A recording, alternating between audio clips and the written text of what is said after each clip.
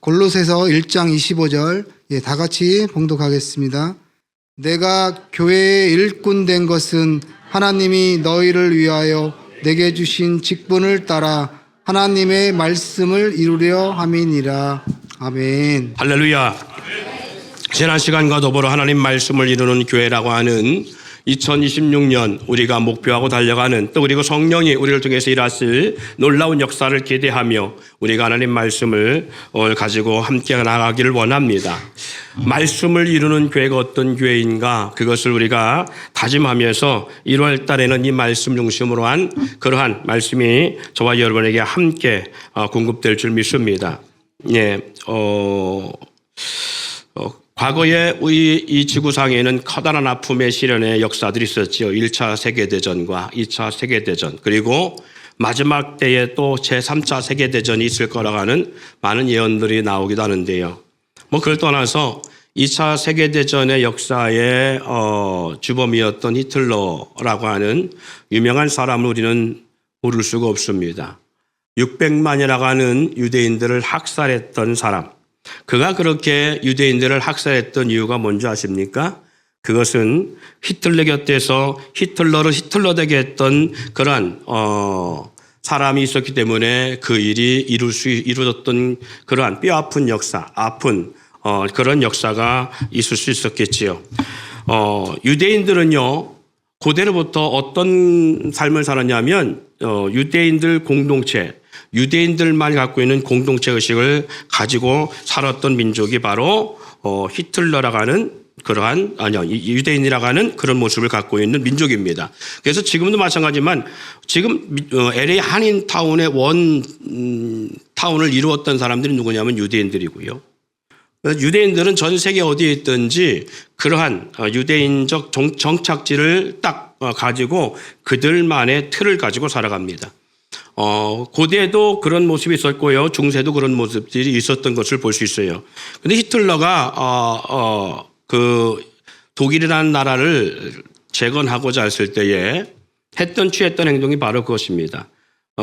괴벨스라고 하는 사람이 그 곁에서 히틀러를 그렇게 만드는데 먼저 첫 번째 독일로 하여금 강한 독일이라는 이미지를 만들기 위해서 국소주의적 사고를 아주 강하게 심었고, 그것을 모든 국민들 앞에 그렇게 교육했던 그런 사람이 그 곁에서 괴벨스라는 사람의 어떤 그런 모습이 함께 있었던 걸 볼 수 있어요. 그리고 나서 이 독일을 세계 독일을 만들고자 하는 그러한 눈을 돌리게 해서 했던 것이 뭐냐면 힘든 고시기 속에서 괴벨스의 어떤 작전에 의해서 했던 것이 유대인들에 대한 미움, 유대인들에 대한 공격성을 갖게 만들었어요.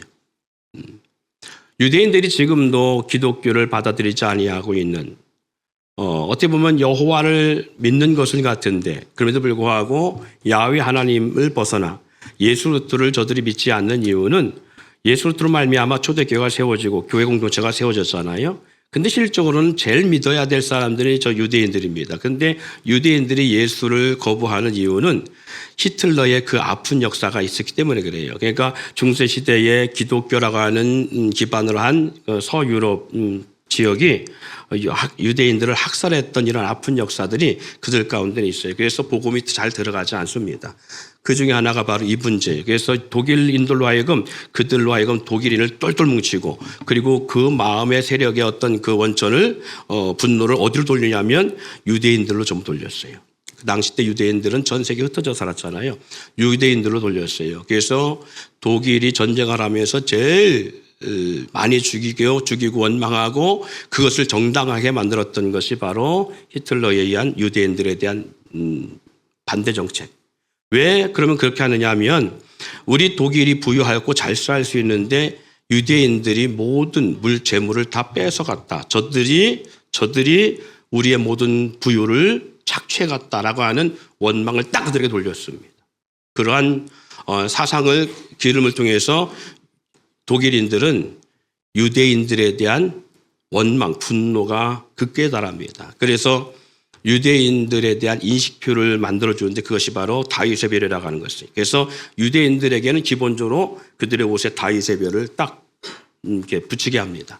그리고 모든 사람들로 그들에게 공개시켜 놓고 의도적으로 그들을 향해 공격하게 만드는 이것이 바로 2차 세계대전 속에 일어났던 일 중에 하나였어요. 그래서 유대인들이 600만이라는 어마어마한 인구가 죽임을 당하는 역사가 일어났지.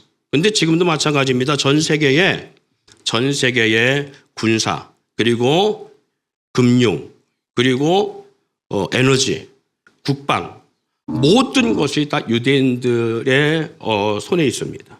그 심지어는 우리가 월가라고 하지요. 월가도 사실은 유대인들에 의해서 지어져 있습니다. 그러니까 전 세계의 모든 부분들을 석권하고 있는 것. 뿐만 아니라 유대인들은요. 우리가 잘 아는 대로 노벨상을 가장 많이 받은 민족 중에 한 민족이죠. 세계에서 가장 작은 나라입니다. 가장 적은 나라는 불구하고 그렇게 할 수 있던 이유가 바로 뭐냐면 유대인들의 공동체가 워낙 정말 아주 그냥 단단합니다. 그들은 한 나라에 딱 가잖아요. 예를 들어서 미국이라는 나라에서 유대인들 몇이 이주해 살잖아요. 그러면 그들끼리 똘똘 뭉칩니다. 그리고 그들끼리 뭉쳐서 뭘 하느냐면 그들이 모든 사고 파는 것을 자기들끼리 합니다. 이것을 합니다. 자기 민족의 누군가가 식당을 연다고 하면요. 그 유대인들은 딱 거기 가서 밥을 사 먹어요. 그 식당 가고.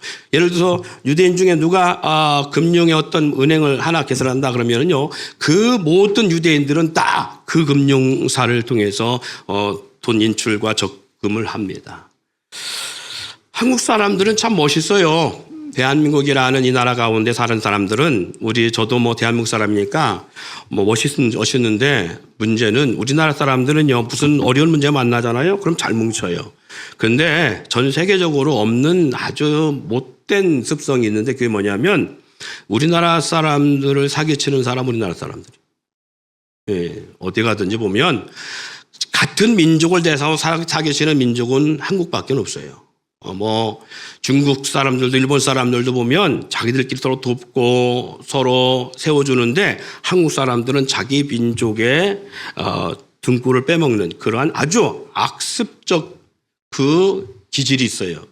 그래서 우리 성도들 가운데도 해외 나가신 분들 보면 가운데 있습니다만은 결국 누가 사기치냐면 한국 사람이 사기쳐. 그래갖고 절딱 망해갖고 와요. 이게 우리나라 사람의 특징 중에 하나의 모습입니다. 사실은 안 그렇잖아요. 험한 땅에 가서 험한 환경의 삶을 살아가면 코리아라고 말하면 정말 한국 사람들끼리 뭉쳐서 유대인들처럼 서로 돕고 서로 세워주고 좀 손해보더라도 배려해주고 정말 설 수 있도록 그곳에서 정착할 수 있도록 설 수 있도록 해줘야 되는데 불구하고 우리나라 사람들은 누가 돈만 있다면 그 돈 어떻게 하면 뺄까 해서 그것이 혈안에 되어 있는 민족이 한국 사람들이 아주 묘한 민족이지요. 세계가 주목하는 민족 중에 하나예요. 이 나라는.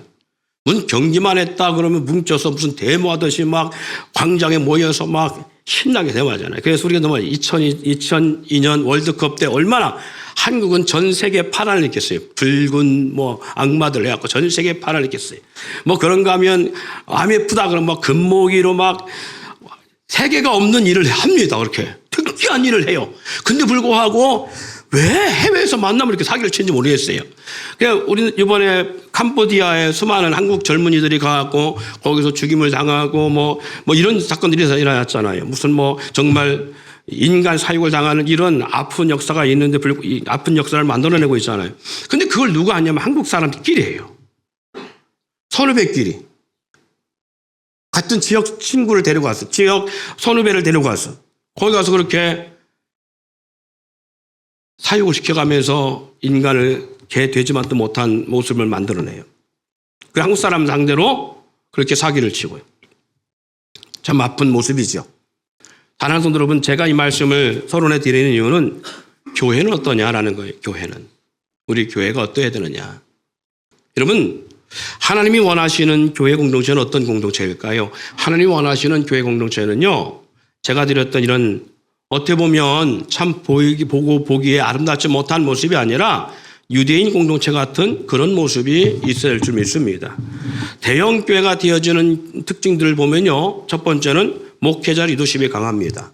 두 번째는 대형 교회가 되는 또 다른 그런 핵심적 원리 가운데 하나는 뭐냐면 목회자의 목회자의 어떤 영적권이 강하다 했잖아요. 리더십이 강하다 했잖아요. 여기에 그분들이 갖고 있는 특징이 뭐냐면 공동체, 그 교회의 공동체끼리 정말 단단하게 뭉치게 만드는 역사가 있어요. 그게 뭐냐면 제가 말씀드린 것처럼 교회를 중심으로, 교회 예배당 중심으로 해서 성도들이 살게 만드는. 그래서 교회 예배당이 딱 세워지잖아요. 그러면 교회 예배당 중심에 집만 나면 성도들은 멀리 살다가도 그 건물이 좋고 나쁘고 아니야. 그 건물이 그 집이 따뜻하고 춥고 문제가 아니에요. 오래됐고 저건 아니라 성도들이 그 교회 예배당 중심으로 해서 건물을 사고 집을 사고 상가를 사고 해서 그 교회 중심으로 해서 다 모여요.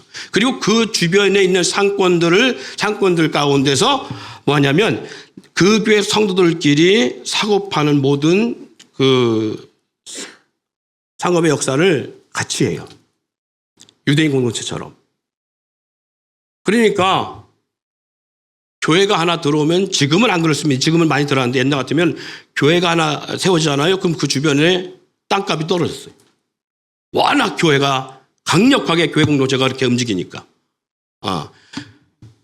그래서 교회 공동체 중심으로 성도들이 이주하고 그리고 교회 공동체 중심으로 상업을 하고 사고 팔고 매매를 해요. 네. 다른 게 안 삽니다. 그러니까 보니까 우리 교회가 장사가 안 되는데 우리 상점이 장사가 안 되는데 옆 상점은 별 살 것도 없는데 사람들이 몰려 잘 사. 알고 보니까 그 교회 성도야. 그러니까 자연스럽게 안 믿는 사람도 내가 장사 잘 되려면 사업 잘 하려면 그 교회를 할 수밖에 없어요. 대형 교회들이 이렇게 왔어요. 저는 이것이 좋다 나쁘다 말씀드리려고 하는 것이 아닙니다. 중요한 것을 뭘 말씀드리냐면 적어도 교회 공동체 속에 대형 교회화 되어졌던 교회들의 특징들의 모습 가운데 하나의 모습이 그렇다라는 거예요. 각기 전 도안입니다. 철저하게 교회 중심 그리고 교회가 하나 된 그런 모습들이 그 안에 함께 하고 있었던 걸 볼 수가 있어요. 유대 공동체처럼. 그런데요, 이것이 단지 어떤 그런 모습만이 아니라 내적인 면에서도 영적인 면에서도 그런 모습이 있어야 되는 거지요. 어떻게 보면 남에게 피해를 주는 것이 그렇다는 것은 아니라 서로 공급하고 서로에게 힘이 될 수 있는 그런 모습이 교회 가운데 있어야 된다는 거예요. 그래서 교회 성도들끼리는 그런 뭉심의 역사가 있어야 교회가 요동하지 않을 수 있다라는 겁니다. 그래서 과거에도 이단이 없었느냐라고 했을 때에 과거에도 우리나라 교회 역사 200년 역사 가운데 이단이 늘 있었습니다. 이단이 없었던 게 아닙니다. 그런데 이단이 있었음에도 불구하고 이단들이 교회를 침투해 들어올 수 없던 이유가 바로 뭐냐면 이 교회 공동체의 연합 때문에 오수수가 들어올 수가 없었어요.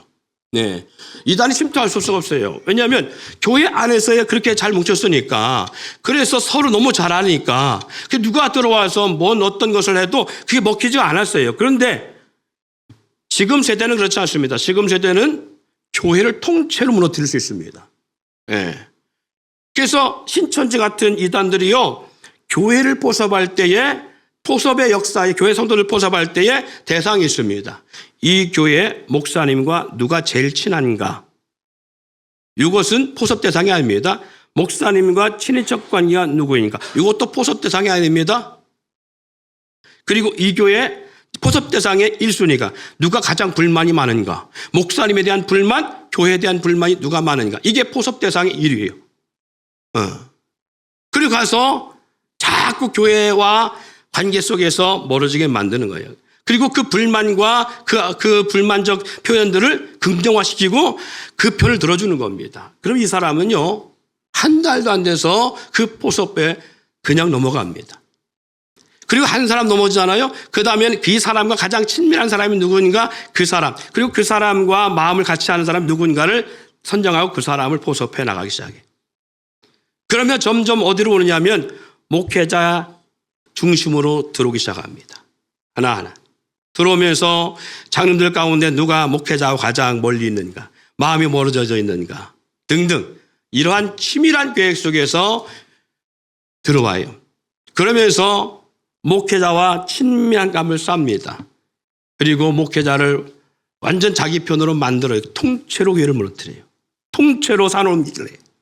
지금 많이 바뀌었습니다. 이것도 이제 많이 들통났으니까 많이 바뀌었습니다. 어쨌든 간에 이단들이 교회를 들어올 수 있게 되어지고 교회를 그렇게 흔들어 놓을 수 있는 역사 가운데 주어진, 왜 그럴 수밖에 없는가 하면 교회가 교회답지 못하기 때문에 그래요. 교회가 연합해서 멀어져 가기 때문에, 교회가 각자의 신앙으로 살아가기 때문에 그래요. 예. 이 앞으로는 더 심화될 수밖에 없습니다. 그럼에도 불구하고 교회는요, 주님 오시는 그날까지 교회는 교회다워져야 됩니다. 창세후에 지금까지 하나님이 하나님의 영을 통해서 했던 역사가 바로 뭐냐면 교회 공동체 연합이었습니다. 같은 마음, 같은 뜻, 같은 사랑 가지고 한 마음을 품기를 원하시는 것이 하나님이 원하시는 교회의 모습입니다. 건강한 교회로 세워가는 일은 어떤 것인가? 그것은 바로 은사와 능력의 권능의 역사가 많이 일어나는 건 그것을 원하는 것이 아닙니다.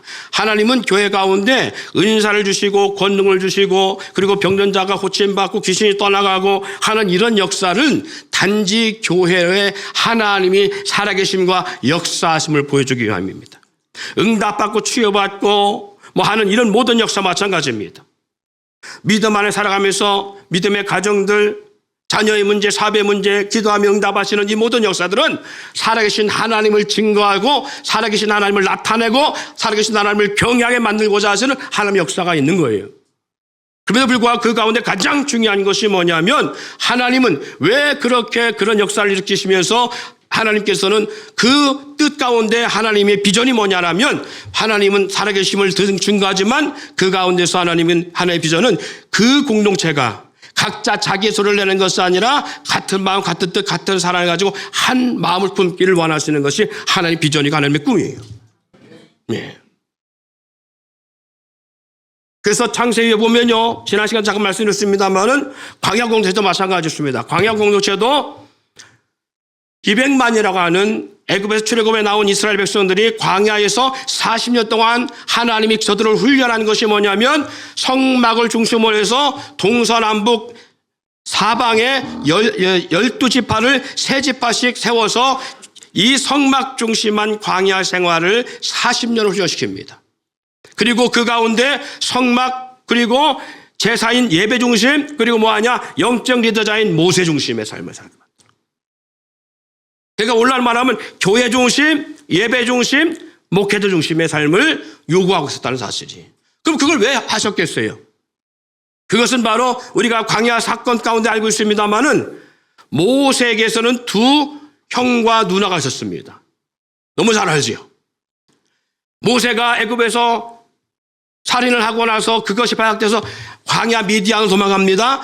미디안 광야에서 40년을 살 때에 이 고센 땅에서 살고 있는 히브리 민족들이 있었어요. 이 고센 땅에 살고 있는 히브리 민족들이 훗날 고난을 겪고 있고 파라로부터 엄청난 고통을 겪고 있을 때에 이 민족의 중심 가운데 누가 있었냐? 바로 미리암과 누구요? 그 형? 아론이 있었어요. 그러니까 어떻게 보면 영적 지도자 같은 삶을 살았던 사람들이에요. 히브리 민족을 끌고 가는 중요한 매체였어요.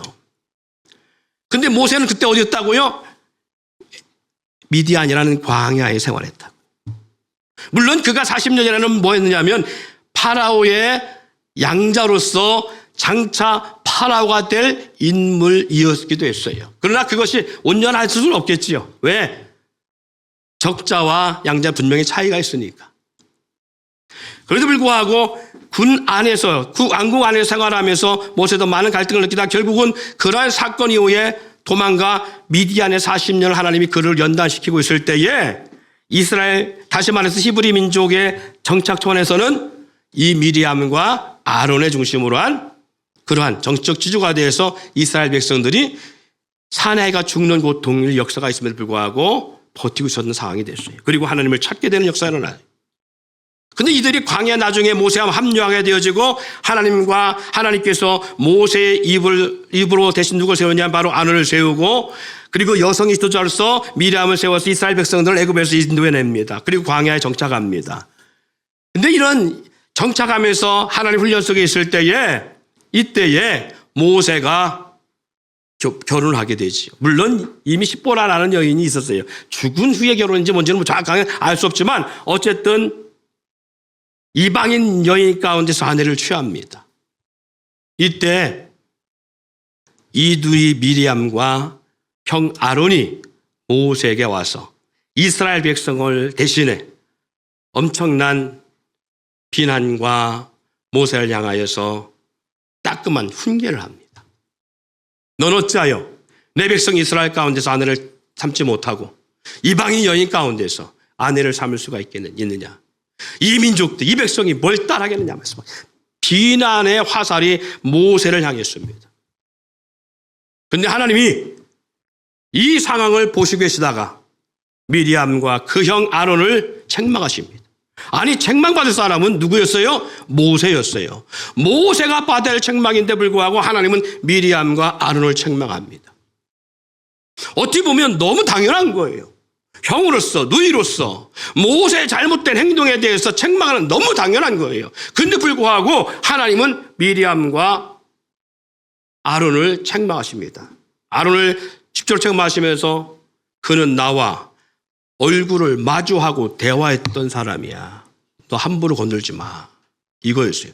미리암에는 문둥이를 발하게 해서 온몸에 문둥병을 겪게 되는 그러한 아픔 역사가 주어지지요.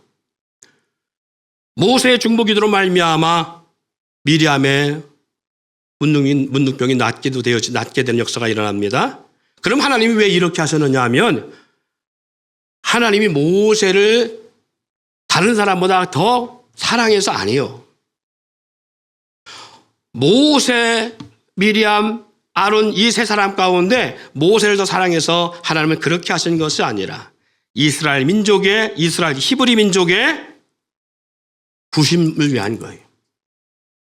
영적 리더자에 대한 이 구심 하나가 된다는 거죠. 그런데 지금 뭐가 어떤 상황이었어요? 이전까지는 보이지 않는 산파조에 있었다는 얘기예요. 미리암, 아론, 모세라고 하는. 물론 영적 지도자는 하나님 모세를 쓰습니다만은 보이지 않는 가운데 그 속에 그 공동체 안에 산파전의 모습이 있어요. 하나님이 뭘 원하셨느냐? 공동체는 한 마음이 돼서 나가야 되는 거예요. 가자 하면 그 가자 하는 사람의 말을 따라 가야 되는 거예요. 그런데 모세가 하나님의 명을 따라 가자라고 할 때에 옆에서 이 산파전의 심리적인 기둥이 된 사람과 누군가가 반대하면 이 공동체가 하나 돼 갈 수 있느냐? 못 갑니다. 갈 수가 없는 거예요. 그러면 광야에서 약속의 땅 가나안에 들어가지 못하고 광야에서 문제가 될 수 있어요. 마음이 나눠지면 같은 마음이 되지 않으면 이 공동체는 약속의 땅에 들어갈 수 없는 공동체가 되어집니다. 여러분 잘 보세요. 이스라엘 백성들이 애굽에 나와서 홍해 앞에 딱 섰을 때에 이 홍해 앞에 있기 전에 어떤 역사들이 일어나요? 약속의 땅 가나안을 정탐하고 돌아오는 역사들이 일어나잖아요. 이들이 광야에서 겪게 된 일들입니다. 약속의 땅 정탐하고 12명이 돌아왔는데에 여호수아와 갈렙만큼은 우리는 그 땅에 들어갈 수 있습니다라고 약속의 말씀을 믿고 외쳤던 사람이라면 10명의 정탐꾼은 그 땅에 들어갈 수 없습니다. 그 땅을 가보니 안악자손, 다시 말해서 안악자손이라는 것은 거인이라는 얘기입니다. 삼손 같은 거인들이 살고요. 그리고 산지마다 요새가 있는데 우리는 도저히 그 요새를 무너뜨릴 수 없고 그 요새를 정복할 수 없습니다. 우리는 그 땅에 들어가는 순간에 메뚜기 떼처럼 다 흩어지고 죽을 수밖에 없습니다. 우리는 그 땅에 들어갈 수 없습니다. 이게 현실적으로 맞습니다. 틀린 말이 아닙니다. 그래서 이스라엘 백성들이 이 말을 듣고 10명의 정탐꾼을 말을 듣고 불같이 일어나서 모세를 돌려 죽이려고 합니다. 애굽에서 우리가 죽는 것이 않았지 이 광야에서 죽게 하느냐 하면서 모세를 향하여 돌을 던져 죽이고자 하려고 할 때에 여호수아 갈렙이 딱 막았습니다. 우리는 들어갈 수 있습니다. 그들은 우리에게 차려는 밥상에 불과합니다. 들어갈 수 있습니다. 사랑하는 성도 여러분, 이런 역사를 만들어내요. 이런 역사를 봐도 보세요. 마음이 나눠진다는 것은 온 백성, 온 공동체, 히브리 공동체가 그 광야에서 전멸할 수밖에 없는 상황이 될 수도 있어요. 그러니까 마음이 나눠지는 게 아니라 한 마음 되는 것은 마음에 들지 않아도 때로는 내 생각과 다르고 내 감정과 달라도 리더자가 가자 하면 갈 수 있는 공동체가 될 때에 그 공동체가 승리할 수 있는 공동체가 될 수 있다는 얘기. 그래서 이 광야 공동체가 그런 과정을 겪으면서 40년, 열흘이면 갈 수 있는 아무리 늦어도 2주면 갈 수 있는 약속의 땅 가나안을 왜 하나님은 40년을 그 광야에서 보내게 했느냐? 바로 모세를 중심으로 훗날 여호수아 중심으로 이스라엘 백성 공동체가 한 공동체가 되어서 그 누구도 대적할 수 없는 공동체를 만드시고자 하시는 하나님의 전적 역사하심이 있기 때문에 단 모세를 더 사랑해서가 아니라 모세를 중심에 이스라엘 백성이 무너질 수 없는, 누구도 대적할 수 없는 아주 단단한 공동체, 어느 누구도 그 틈을 타고 들어올 수 없는 온전한 공동체를 만들기 위해서 하나님은 때로는 이와 같이 지파의 리더들을 하나님이 책망하기도 하시고요, 때로는 심판하셔서 죽게 만드시기도 하시고요, 아론처럼 하나님이 책망하셔서 네가 모세 형이다마는 그러나 그럼에도 불구하고 영적 리더는 네가 아니라 모세야. 그러니까 모세에게 순종해. 그 누이의 미래함을 통해서 문둥병을 발하게 해서 모세가 아니면 안 될 수밖에 없는 역사를 보여내시고, 그리고 모세와 한 마음이 되게 만들어 약속의 땅 가나안의 역사를 이루고자 하시는 하나님의 역사가 그 안에 있기 때문에 그가 잘못과 자잘못을 떠나서 이 공동체를 사랑하시는 하나님은 그 공동체를 온전한 공동체를 만들시고자 하는 하나님의 역사하심으로 인하여 그 역사를 만들어내고 있는 거예요.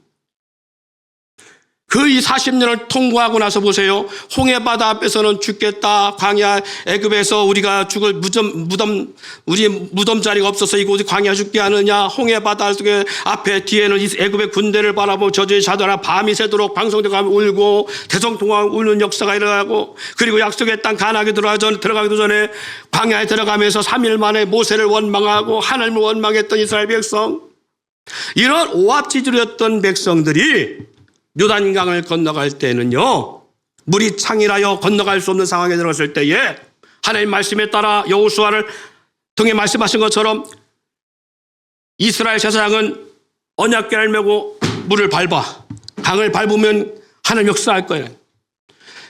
이 역사대로 요단강 물을 밟는 순간에 요단강 물이 물러서서 더 이상 흘러내리지 않게 만드시고요, 누구도 정복할 수 없었던, 무너뜨릴 수 없었던 선의 요새, 금성철벽이라 말하는 여리고성, 그 뜨거운 40도가 넘는 한낮의 기온 가운데도 매일 한 바퀴씩 돌아라고 말씀하십니다. 다만 아무 소리 말고 입에 침묵을 하고 입에 재갈을 물리고 돌듯이 돌아라고 말씀하십니다. 그리고 돌아와 자기 진영에 들어가 쉬도록 합니다. 그 다음 또 돌아가 말합니다. 6일 동안 그렇게 돌았습니다. 마지막 7일째는 7바퀴 돌아가 말씀하십니다. 누구도 정복하지 못했습니다. 어떠한 나라도 정복하지 못했습니다. 그 철옹성 같은 그 여리고성, 성의 두께가요 거의 6m 된다고 그래요. 근데 이 성벽이 하나만 있는 것이 아니라 이중벽입니다. 누구도 그 성을 함락시킨 적이 없습니다. 그러니 역사적으로나 모든 학문적으로 봤을 때에 이들은 불가능한 일이지요. 그런데 애굽에서 나와 40년을 훈련한 이스라엘 백성들은 놀랍게 하나님 말씀에 따라 행합니다. 뜨거운 태양볕 밑에 돌아갈 때에 돈다고 뭐가 달라지냐, 저 성에 뭐가 균열이 가냐, 뭐가 되냐, 왜 하나님은 그렇게 우리 가운데 어려운 일 시키는지 모르겠다, 꼭 돌아야 되냐, 우리는 짱 박혀 있다가 나중에 돈 것처럼 맞아. 별 사람 다 있을 거 아니에요. 별 사람 다 있을 거 아니냐고요. 그런데 누구도 잡음 내지 아니하고 말씀 따라 순종합니다. 돌으라면 돌고 서라면 서고 들어가라면 들어가고 다시 나오는 역사를 만들어냅니다. 그리고 7일째 7바퀴를 돌고 함성을 지를 때, 저들이 함성 지를 때 놀라운 것은 여리고성이 무너진 역사가 나타나요. 이 역사는요, 뭘 우리 가운데 나타내고 오늘 가운데 우리 가운데 말씀하시고자 하느냐, 하늘로 뭉쳤을 때에 하나님은 기적을 만들어내신다는 거예요. 하늘로 뭉쳤을 때에 하나님은 하나님의 방법으로 하나님의 일을 하신 역사를 볼 수 있다는 것입니다. 그래서 제가 말씀드린 겁니다. 가정이 하나가 되어 있지 않다면 뭘 일하려고 하지 마십시오. 가정이 하나가 되어 있지 않다면 무언가 해보려고 몸부림치지 말라는 얘기입니다. 특히 돈 써가면서 빚져가면서 대출해가면서 뭐 하려고 하지 마세요. 망하는 일입니다. 언제 사업을 하든 언제 뭘 하든지 새로운 일을 계획한 것을 해봐야 되느냐? 뭔가 우리가 하나 됐구나라는 느낄 때가 있어요. 가장을 중심으로 뭔가 마음이 뭉쳐지고 있을 때, 그때는 역사가 일어납니다. 교회도 마찬가지입니다. 교회 공동체도 같은 마음, 같은 뜻, 같은 사랑으로 한 마음을 품었을 때에 역사가 일어나 기적이 일어나요. 사람이 많고 적음이 아닙니다. 하나님의 일은 같은 마음일 때 나타나요. 그래서 성경은 말합니다. 두세 사람이 내 이름으로 모인 곳에 내가 그들 가운데 함께한다. 할렐루야. 두세 사람이 내 이름으로 모였다는 것은 오늘 주의 이름으로 모여 같은 마음을 가지면 주님은 그곳에서 역사하신다는 거예요. 두 사람이 마음을 같이 할 때 이 놀라운 역사는 나요. 한 사람이면 패겠거니와 두 사람이면 능히 맞설 수 있나니 세격주는 끊어지지 않는다고 말씀합니다. 바로 우리들의 가정이 그래야 됩니다. 같은 마음, 같은 뜻, 같은 사랑해야 됩니다. 우리 하나님께서 왜 우리 가운데 거하시느냐? 그 이유는 우리 가운데 거하셔서 뭐 하시기 위해서? 우리 가운데 영광 받으시기 위해서? 아니, 우리를 통해서 영광 나타내시기 위해서. 우리 가운데 하시는 이유는 너희 가운데서 행하시는 이는 하나님이시니 라고 말씀하고 계시죠? 우리 가운데서 행하시는 하나님, 왜 우리 가운데 거하시느냐? 하나님의 음성, 하나님의 뜻, 하나님의 성품, 하나님의 인격을 닮아. 할렐루야. 서로 마음의 원망과 시비가 없이 하기 위해서요. 우리 하나님께서 우리 가운데 하시는 이유는 우리 뜻이 아니라 내 개인의 감정, 내 뜻이 아니라 내 안에 거하시는 하나님의 뜻을 알고 우리가 서로 사랑하고 서로 용서하고 서로 품고 서로 한 마음으로 달려가기 위함이에요. 그래서 우리 가운데 함께 하시는 거예요. 그래서 원망이 시비가 없어져야 돼요. 그래서 감사가 있어야 됩니다. 내 안에 원망이 있다. 어떻게 보면 하나님이 함께하지 않음이죠. 내 안에 원망과 불평이 많다. 감사가 없다. 그 말은 즉은 내 안에 주님이 함께하지 않습니다. 주님이 함께하시면 원망을 품었다가도 원망이 누그러질 수밖에 없어요. 불평이 있다가도 불평이 식어질 수밖에 없어요. 그래서 뭐가 된다? 감사가 있을 수밖에 없습니다. 그래서 감사가 회복되어지면 하나님의 일하심의 역사가 나타나기 시작합니다. 옆에 있는 분에게 한번 서로 그렇게 인사해 봅시다. 감사합니다. 함께해서 감사합니다. 할렐루야. 모든 것에 감사가 있어야 돼. 주어진 것에 감사, 없는 것에 감사.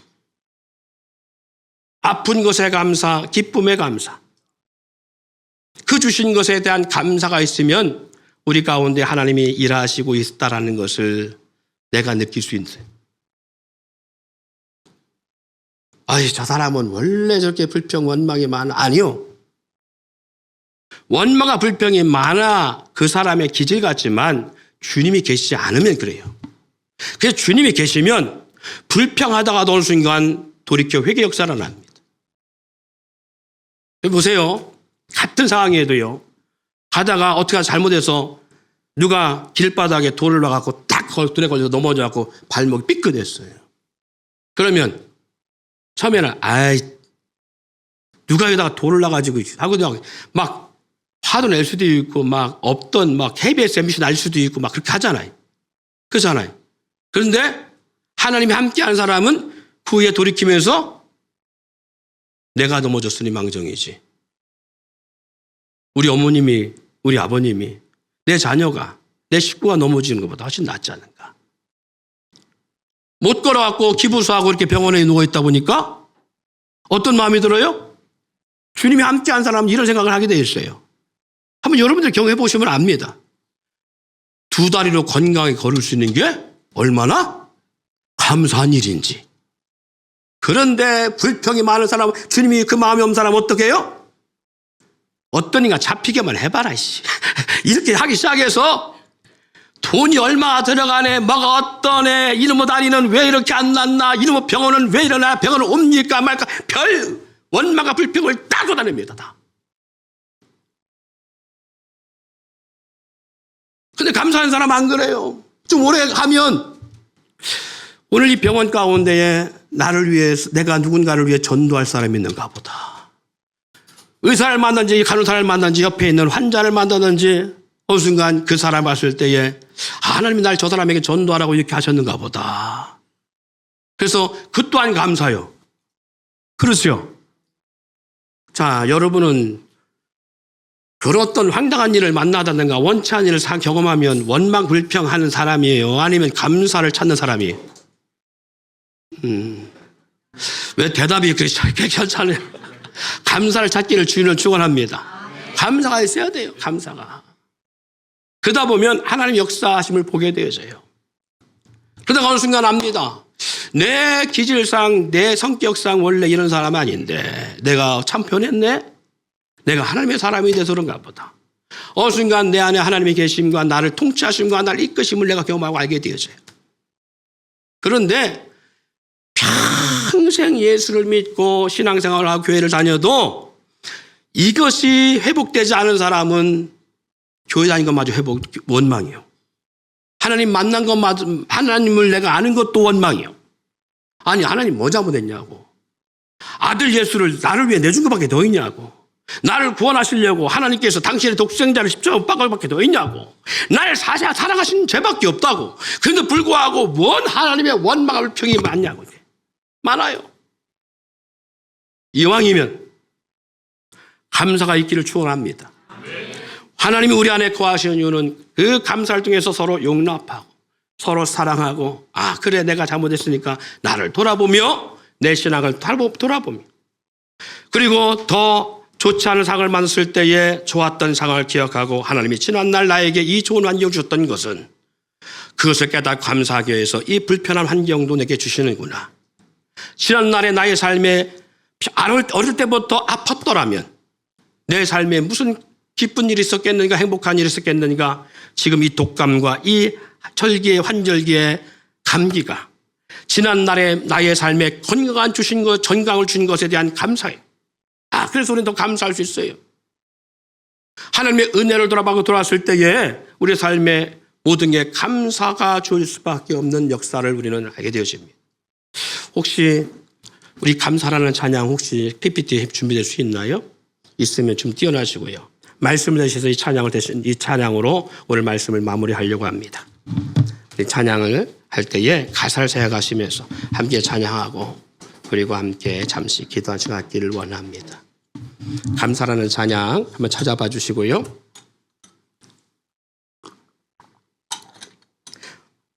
한 해를 시작하면서 우리 교회 공동체가 그 안에서 같은 마음, 같은 뜻, 같은 사랑을 가지고 한 마음을 품어 하나님이 원하시고 하나님이 비전하신 역사들이 아름답게 세워져가고 이루어져가고 그리고 우리 교회가 하고자 하는 역사들이 멋지게 세워져가고 여러분들 각 가정들마다 개인마다 비전 가지고 있는 것들이 하나님의 뜻과 딱 맞아떨어져서 여러분을 통해서 큰 역사들이 일어나기를 원합니다. 부자 되기를 원합니까? 그러면 이렇게 기도하세요. 하나님 내가 돈 많이 벌게 해주세요. 기도하지 마시고 부탁하건대 내가 11주를 우리 교회에서 가장 많게 낼 수 있는 은혜를 주시기를 원합니다. 같은 말이어도 아가 다르고 다른 거 그죠? 예. 아빠한테 용돈 좀 주세요. 아기가 그러는데 왜 용돈 필요해? 깎아 사 먹게 그런 것보다 용돈 받아서 나중에 아빠한테 아빠 생일 때 선물 주려고 그래. 아 그러면 10,000원 줄 거 50,000원 준다니까 그렇죠? 달라요 벌써 언어가 다르다니까. 그런데 맨날 지 생각만 해. 맨날 지 생각만 하고 안 주면 원망불평하고 그러니까 뭐가 없어요. 그런데 부모 입장에서 자녀가 생각지도 않게 부모를 위해서 뭐 하겠다는데 안 줄 부모가 어디 있어요. 빚내서라도 해주지. 근데 주면 저밖에 몰라. 그러면 주고 싶은 마음도 사라지는 거예요. 그러니까 기도를 할 때도 하나님 내 사업장 잘 되게 해주세요가 그게보다 하나님 이 사업장도 영광 돌리기를 원합니다. 그리고 해요 그냥 시작부터. 내가 하나님 이 사업장 돈 벌면 뭐 할게 하지 말고 오늘부터 사업장 11조 드릴게요. 이 마음 갖고 하면 하나님이 그 사업장 책임 안 져주겠냐고. 근데 11조를 드린다는 의미는 뭐예요? 이 사업장 하나님 거니까 당신이 경영주가 되셔서 당신이 책임져 주십시오. 이거잖아요. 그죠? 근데 하나님 앞에 드릴게요 말만 해놓고 맨날 지가 계산하고 있어. 자기가 경영하고 있어. 그러니까 뭐가 되냐고. 안 되지. 하나님 앞에 맡겨야지. 그럼 그 사업장 만약에 안 됐어. 문 닫았어. 그럼 누구 망신이요? 하나님 망신이지. 근데 내가 하니까 내 망신이 되니까 어떻게 하니 막. 그래서 사장이 싼 똥은 개도 안 먹는다고 그랬어요. 얼마나 신경 쓰이면. 할렐루야. 그러니까 생각의 차이가요, 역사의 차이를 만들어내신다니까요. 우리의 생각이 아닌 하나님의 역사하심의 생각으로 바뀌게 하기를 주의를 축원드립니다.